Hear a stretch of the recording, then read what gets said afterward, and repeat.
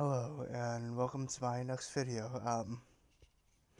This video will focus on my guided meditation skill that I use almost daily. I wake up every morning, start with a guided meditation. I do it throughout the day if I'm feeling stressful. This is a method that I find very helpful, and I hope that you too can find use in this method. I'll start with a basic introduction into what I'm doing, followed by the actual meditation, so anyone who doesn't want to listen can escape out of here. And then I will go on to sort of more advanced stuff related to the technique, and then I will conclude with remarks about true happiness and self-love, in my opinion at least. So again, start off with an introduction to the meditation. So this meditation, I've and a friend of mine have coined it as mindful breathing. I was part of a meditation society at Exeter, or mindful observation. I was part of meditation society in Exeter, and I did this kind of meditation, and I thought it was very helpful, and that is the main catalyst for why I am here, why this crazy man is in front of you talking on video. But, so, mindful observation. The way that I start with it is I focus on the breath. I try to really feel the breath, to really slow down. The thing that I will be counting to is my heartbeat. If you can hear it, good for you. If not, then get your hearing check, JK. I've got my eyesight not good, so I shouldn't be talking. But, so I'll count it for example. 1, 2, 3, 4, 5, 6, 7, 8. That is the beat that I will be doing to the guided meditation. And so with the meditation, it's all about slowing down and observing what is going on around you and really sort of appreciating what is happening to you. And it's also focused on the breath. So if you can, sort of breathe in when I say breathe in, breathe out when I say breathe out, and I will eventually sort of take very long breaths. So feel no pressure or obligation to do it. And another advanced technique is I try to hold the breath in or out to really feel the falling breath. And because of holding it, the falling breath becomes even more important, that sort of thing. So enough me talking. I'll start with a meditation. I am just seated cross on a stone floor, back against the wall, but feel comfortable to get into whatever comfortable position you are. And the way that I actually do my meditations is with my eyes open, but feel free to close them, of course. Or if you want, you can try to keep them open and have your eyes on this crazy guy talking to you. So I will start the meditation. Let me just set a timer so I don't waste too much of your time.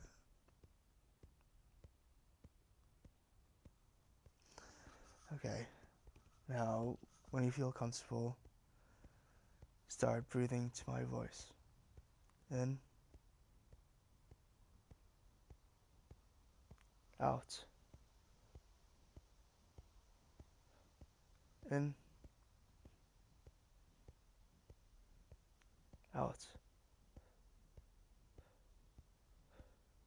in, out, in, out. Now we'll double it. In,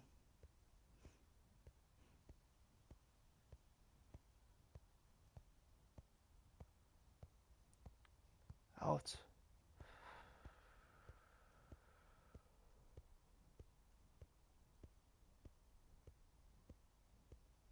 in,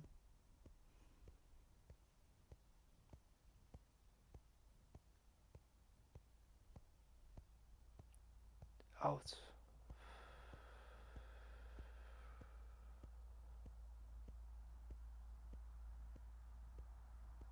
in, and smell the flowers,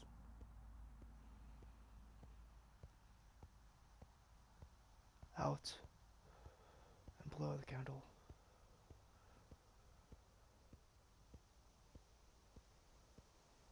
in,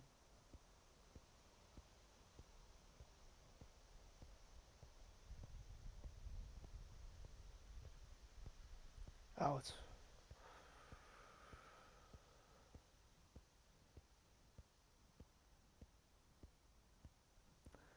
Now, if you could please continue with that rhythm, pay attention to your surroundings, to where you are, and be observant of everything that is around you. So for me, I can hear the rustle of the leaves of the tree as the wind blows, and I appreciate that because that is a sign that there's life in the trees, and also a sign that I can hear, which is a sign I'm living.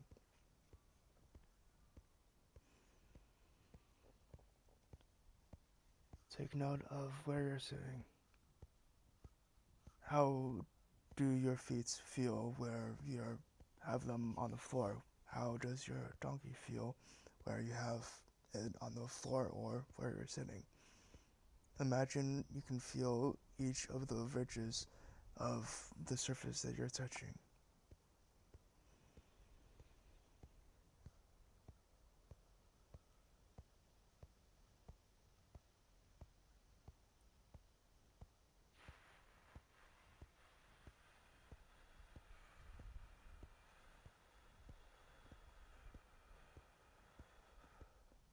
Take an audible breath in through the mouth, out through the in through the nose, out through the mouth.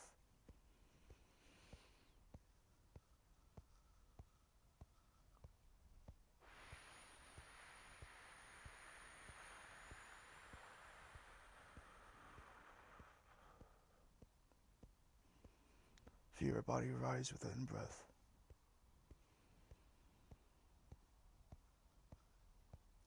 Feel your body relax with the out.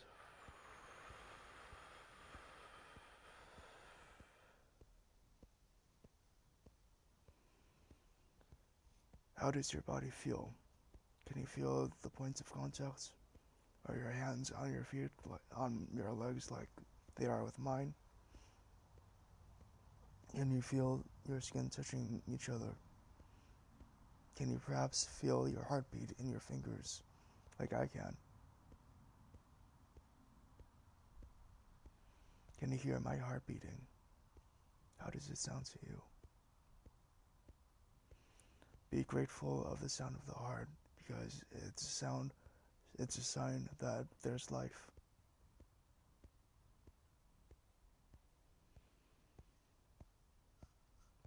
Can you feel the air on your exposed skin? How does it feel?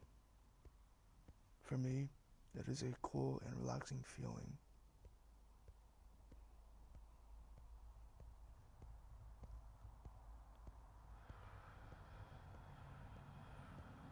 Now let's double the time again. In,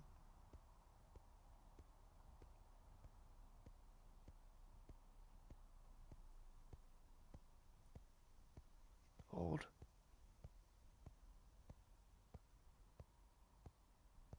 hold,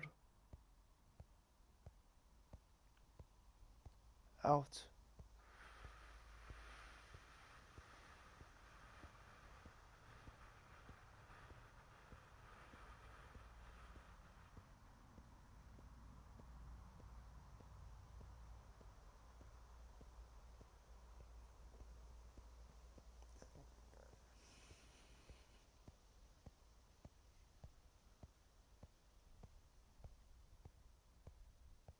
Hold,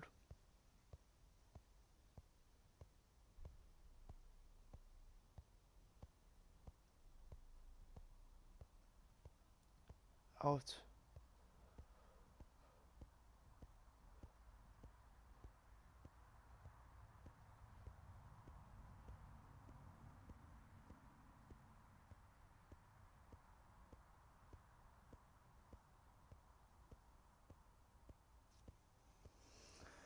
And then continue to breathe normally.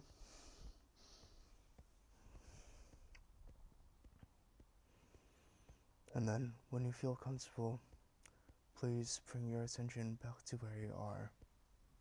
Imagine you can see where, imagine your eyes are open and you can imagine where everything is where it was.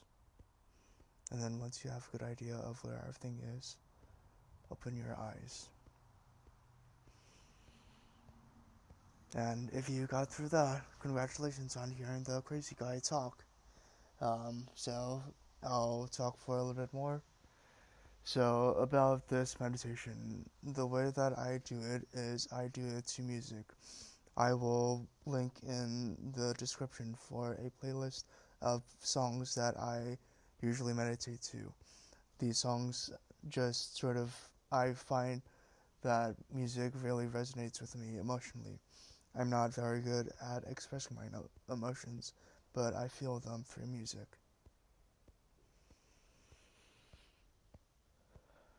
This meditation is good any time of the day or anywhere you are. I've even done this in working in retail at Primark, which is a job where you really have to keep calm and carry on. I've used this meditation for when I'm on the bus, for when I'm at a coffee shop, just anywhere. You can even really do it when you're walking around. But I just find this meditation really resonates with me, and I hope that all of you watching find this meditation useful as well. And now a bit about philosophy of true happiness / self-love. So if you don't want to hear the crazy guy talk even more crazier, then I invite you to leave. But so I was not in a good spot a few months ago, but I've started this meditation and it's a lot better. I described to one therapist the feeling of true happiness when a few sort of in the start of January, prior to me becoming a little bit depressed. But the way that I describe true happiness is when your happy thoughts cloud your mind. We live in the age where everything is so focused on the bad news. We see bad news all the time, everything like that. But with sort of my philosophy in life of the word Schadenfreude, taking joy in others' pain, but except I take joy in my pain. So basically masochism, but that word isn't interesting. I am able to basically take all bads and make it into a good thing. So, and when everything's a good thing, nothing's a good thing. Apologies, syndrome reference there, but yeah, and as Uwe said, there is no good news or bad news. There's only news. But yeah, again, we live in the day and age where we associate good and bad with so many things. And a lot of times it takes 10 goods in order to rectify a bad, to get that bad out of your mind. But with this thinking, I have been a much happier person, and I hope that you too can also be happy. But yeah, so things that have helped me greatly to this sort of self-happiness, true happiness, self-love thing are particular books. One is about slow. I forget the title and the author, so good on me. but basically it talks about how you should slow down, and well, what I've gotten from it is slow down and really appreciate everything that's happening. In Exeter, I would oftentimes throughout the day take multiple long walks around Exeter, which is very hilly, so um, unlike this flat donkey county of Norfolk, but I would take walks and I would take my time listening to the music, walking to the music, and I would also, one thing that has really helped me is appreciating the color blue and purple. For those scientists out there, um, you, it's known that the color blue and purple are rare in nature. So me stopping and taking a look at the blue or purple flowers is me appreciating them. Um, Another couple of things that really helped me, apologies if you hear my dog barking, um, is the Eckhart Tolle Stillness Speaks. It again talks about how we oftentimes associate feelings of good or bad with our mind, but really we shouldn't. He says we incorrectly say they have lost their life, but life isn't really something that you can lose, or in a Stillness Speaks mindset, it's truly a sacred thing, and I have appreciated the sacredness of life even more. And then a couple of other books is Love Yourself as If Your Life Depends on It by Kamal Ravikant. I'll talk about these books in the the description. But so Live Yourself like your life depends on it. The one quote that I really like from that book is on airplanes. The flight attendant will always say, "And if the airbags come down, please put yours on first prior to putting on anyone else's." Which just really resonates me. And really, in order to love anyone else, you have to love yourself. And I think I do love myself, although someone says that I don't love myself. But Schadenfreude from them, I guess. But enough of the big S words. And then the final book that got me to sort of where I am is a book series, actually.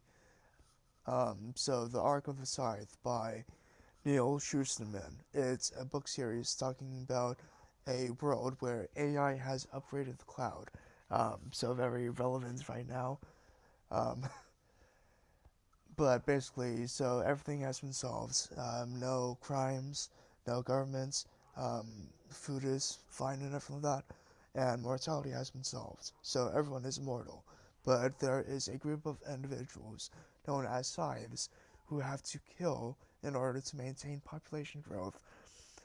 Population size. So a very happy thought book, but that book has made me realize how important death is, and I have kind of overcome my fear of death.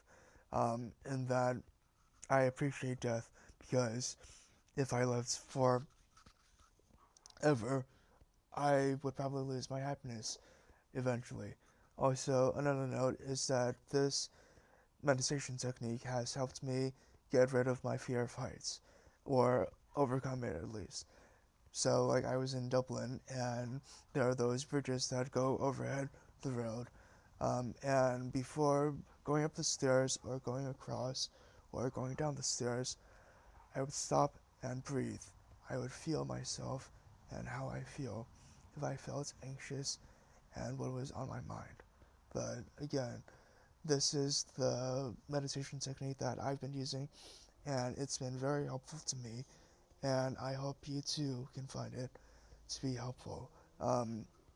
If there are any requests for any other meditations, please let me know, and please like, sub, and like and subscribe, and maybe share to other people if you find this interesting. But all the best, and gute Nacht.